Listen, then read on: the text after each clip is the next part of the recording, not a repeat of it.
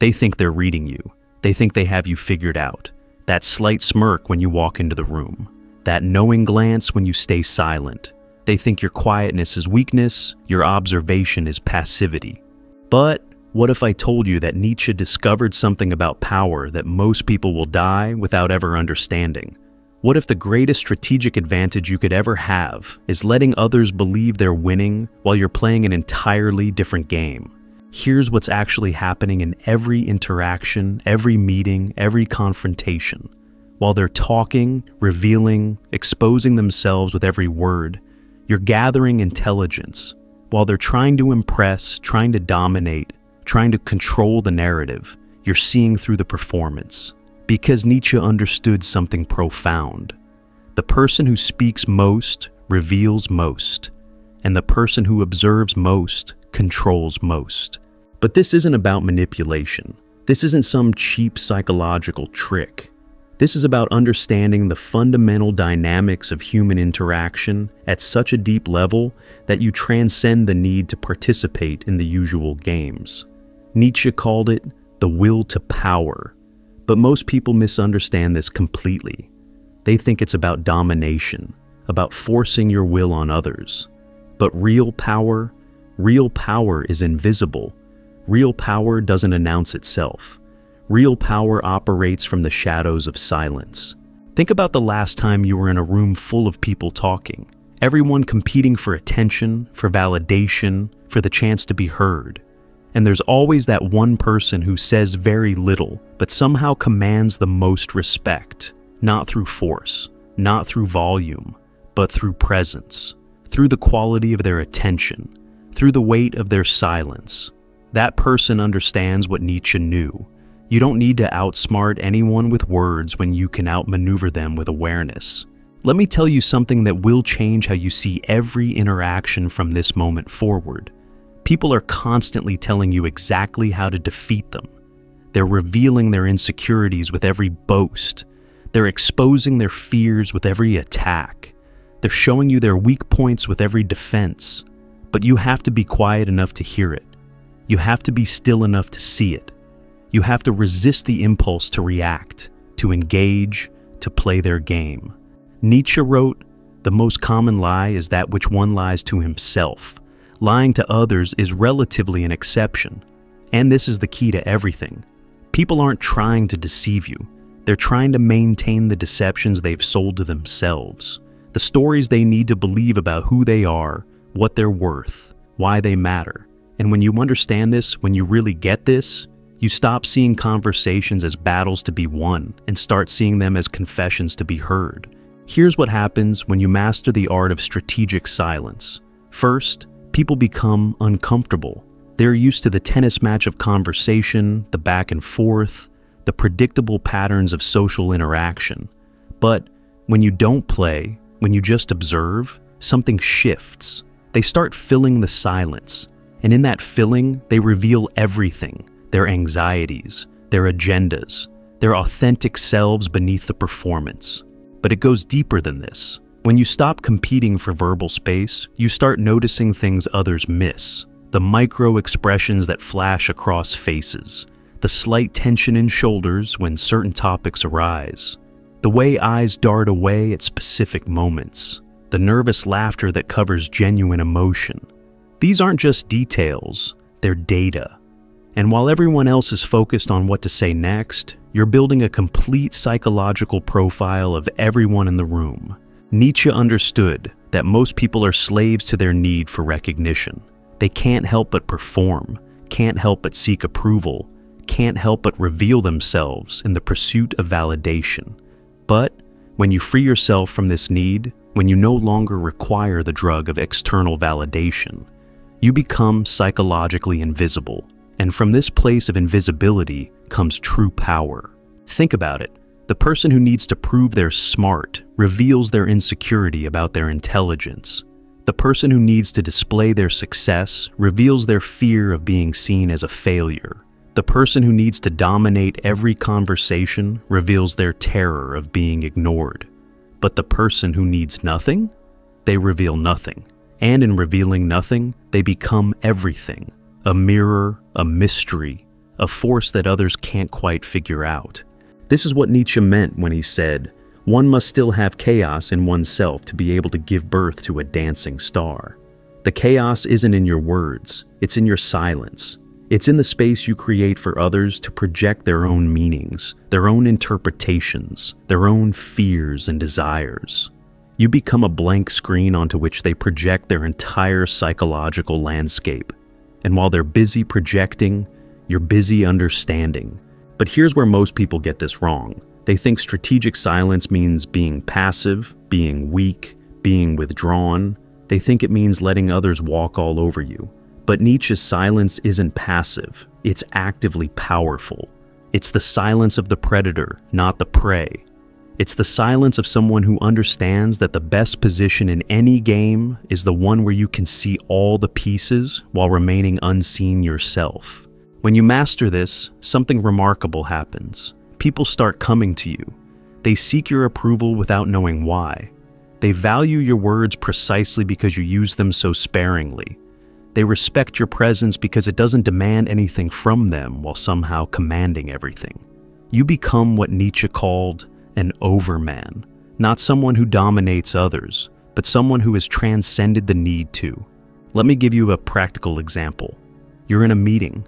Everyone's talking over each other, trying to get their point across, trying to seem important. But you sit back.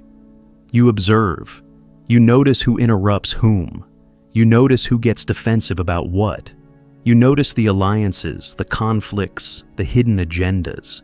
And when you finally speak, if you speak at all, your words carry the weight of all that observation. You don't need to argue. You don't need to convince.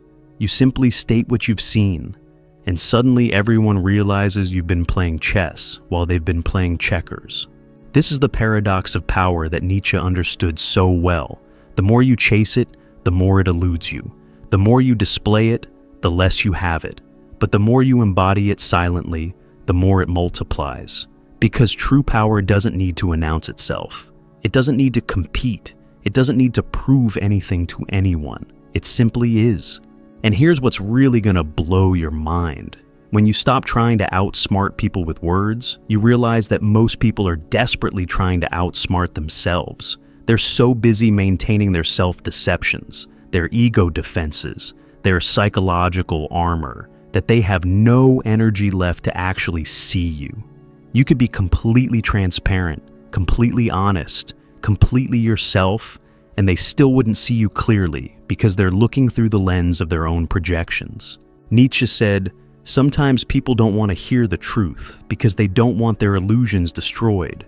But when you understand this, you realize you don't need to destroy anyone's illusions.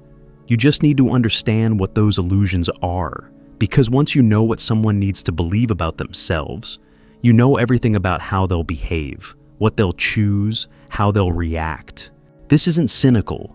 This isn't cold. This is compassionate understanding.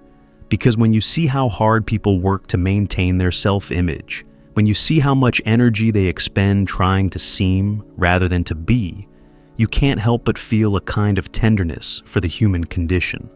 We're all walking around in these psychological costumes, playing these elaborate roles, hoping someone will validate our performance. But when you step out of the performance entirely, you see it all for what it is: a dance of shadows, a play of projections, a game that only has power over you if you agree to play. So, how do you actually implement this? How do you become someone who outsmarts without speaking? First, you have to understand that your urge to speak, to respond, to engage comes from ego. It comes from the need to be seen as smart, as worthy, as important. But every time you give in to this urge, you reveal yourself. You show your cards. You give away your power. Instead, practice what Nietzsche called the gay science, the joyful wisdom of watching human nature reveal itself. When someone tries to provoke you, don't react. Observe. What are they really seeking? When someone boasts, don't compete. Listen. What are they really confessing? When someone attacks, don't defend. Understand. What are they really protecting? Because here's the secret that changes everything. The person who understands the game while appearing not to play it has already won. You don't need to outmaneuver anyone when you can see all their moves coming. You don't need to outsmart anyone when you understand the patterns that drive their choices. You don't need to outspeak anyone when your silence speaks louder than any words ever could. Nietzsche wrote, "The individual has always had to struggle to keep from being overwhelmed by the tribe. But when you master strategic silence, you're no longer struggling against the tribe. You're no longer overwhelmed by others' noise. You're operating from a different dimension entirely, the dimension of depth, of understanding, of true psychological freedom. And people will test you. They'll try to draw you into their dramas, their conflicts, their psychological games. They'll interpret your silence as arrogance, as judgment, as weakness. Let them. Their interpretations say everything about them and nothing about you. Because while they're busy trying to figure you out, you've already figured them out. While they're expending energy trying to get a reaction, you're conserving energy for what actually matters. This is what it means to be truly intelligent in human interactions. Not the intelligence of clever comebacks or witty retorts.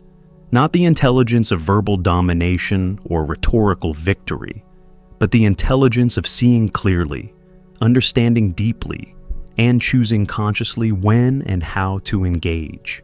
The intelligence that knows sometimes the smartest thing you can say is nothing at all. Because here's what Nietzsche understood that most people miss.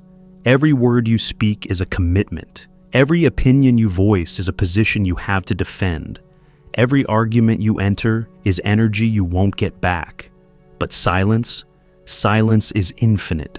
Silence is potential. Silence is the space in which all possibilities exist before you collapse them into the limitation of language. When you truly understand this, when you embody this understanding, you become what Nietzsche envisioned, a free spirit, free from the need to prove yourself, free from the compulsion to compete, free from the prison of constant self-presentation. And from this freedom comes a kind of power that others can sense but can't quite name. They feel it in your presence. They respond to it without knowing why. They defer to it even while trying to challenge it. This is mastery, not mastery over others. That's still slavery, just from the other side. This is mastery over yourself, mastery over your impulses to react, mastery over your need for validation, mastery over the very human desire to be understood. Because when you no longer need to be understood, you become truly understanding. When you no longer need to be heard, you become truly hearing.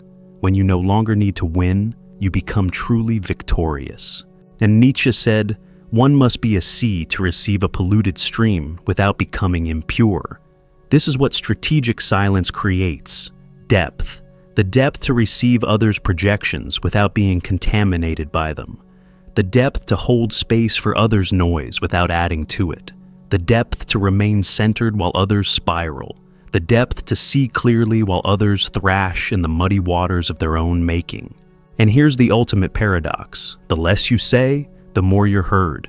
The less you reveal, the more you're trusted. The less you compete, the more you win. Because in a world full of noise, silence becomes signal. In a world full of performance, authenticity becomes magnetic. In a world full of manipulation, genuine observation becomes revolutionary. This isn't a technique. This isn't a strategy. This is a complete reorientation of how you exist in the world. It's recognizing that most of human interaction is shadow boxing. People fighting their own projections, their own fears, their own unexamined assumptions. But when you stop boxing shadows and start observing the light that casts them, you transcend the entire game. People will call you mysterious. They'll call you deep. They'll call you wise.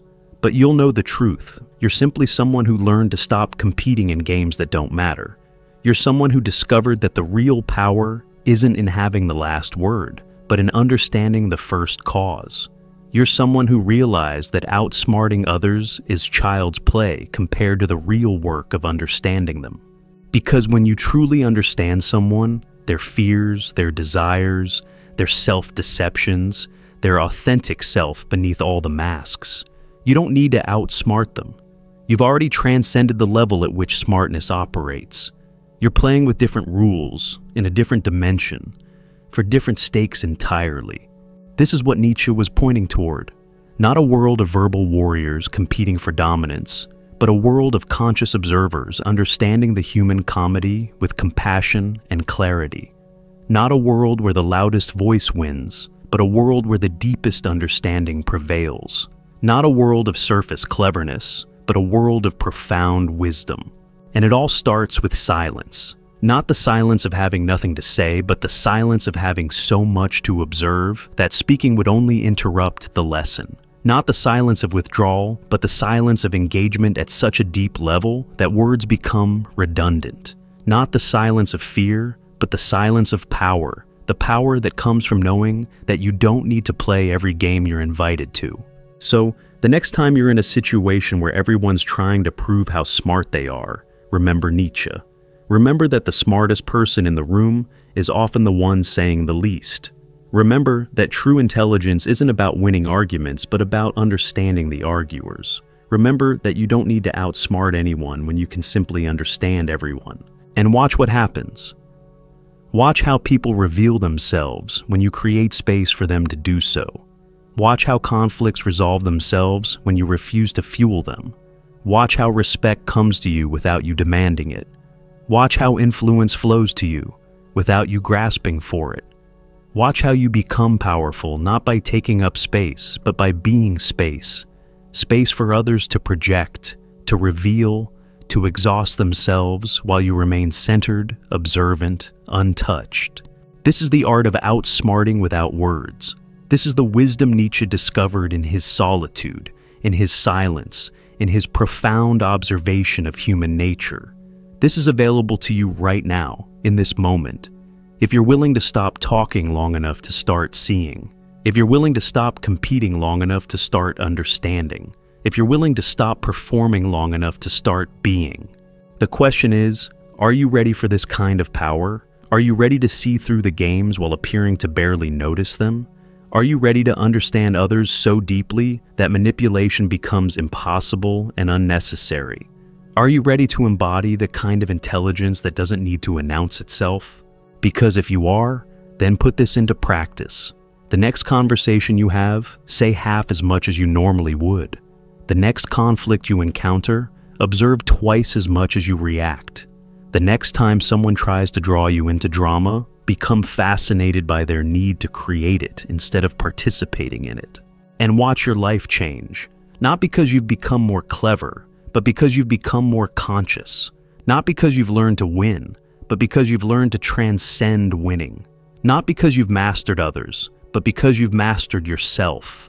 This is Nietzsche's gift to those willing to receive it, the understanding that true power whispers, true intelligence observes, true mastery transcends.